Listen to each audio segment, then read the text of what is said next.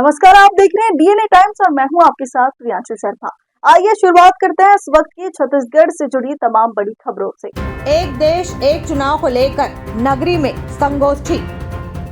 देश में लोकतंत्र को अधिक प्रभावशाली, पारदर्शी और स्थिर बनाने के उद्देश्य से छत्तीसगढ़ पेंशनर समाज नगरी द्वारा आज दिनांक 12 मई 2025 सोमवार को दोपहर 3 बजे साहू सदर नगरी में एक देश एक चुनाव विषयक जिला स्तरीय संगोष्ठी का आयोजन किया गया।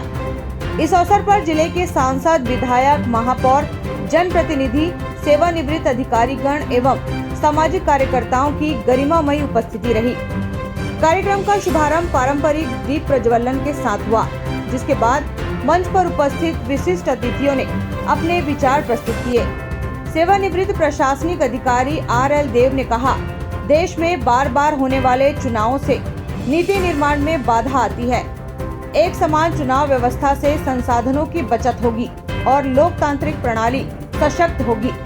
इस दौरान महासमुंद लोकसभा क्षेत्र के सांसद रूप कुमारी चौधरी ने कहा, प्रधानमंत्री नरेंद्र मोदी द्वारा उठाया गया एक देश एक चुनाव का विचार भारत की राजनीति में स्थायित्व लाएगा और सुशासन को मजबूती प्रदान करेगा। कांकेर लोकसभा के सांसद भोजराज नाग ने कहा कि ग्रामीण और आदिवासी अंचलों में विकास को बार बार चुनावी प्रक्रिया प्रभावित करती है।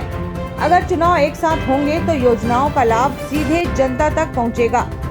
कार्यक्रम को संबोधित करते हुए कुरुद विधायक अजय चंद्राकर ने अपने ओजस्वी भाषण में कहा, भारत जैसे विशाल लोकतंत्र के लिए एक साथ चुनाव आवश्यक है।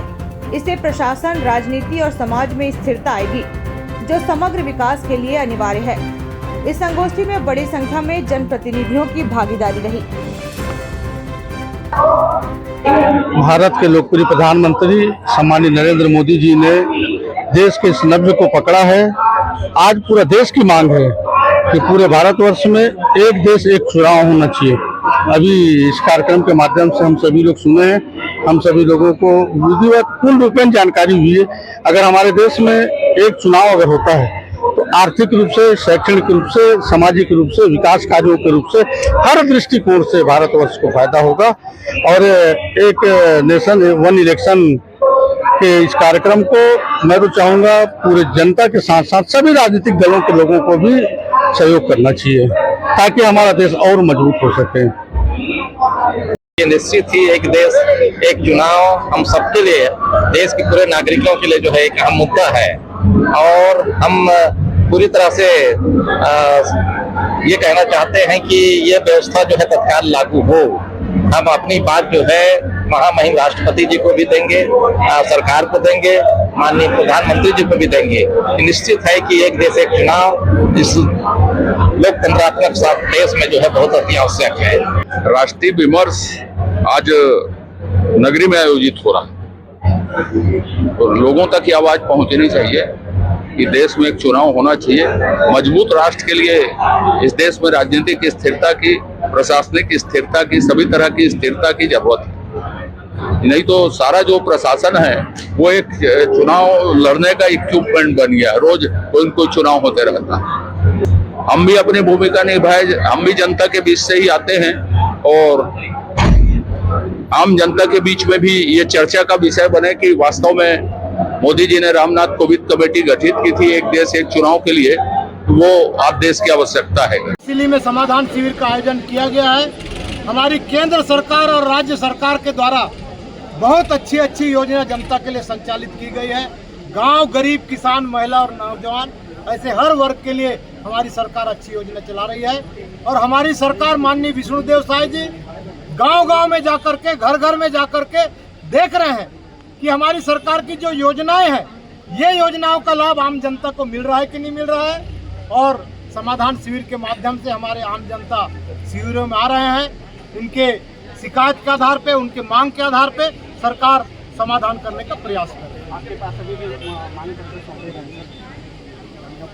निश्चित रूप से जो छोटी छोटी समस्या है त्वरित निराकरण करने के, उसको हम शिविर के माध्यम से तत्काल निराकरण कर देते हैं। जैसे राशन कार्ड बनाना है, आयुष्मान कार्ड बनाना है और जो छोटी छोटी त्वरित देने जाति प्रमाण पत्र है, इस प्रकार की।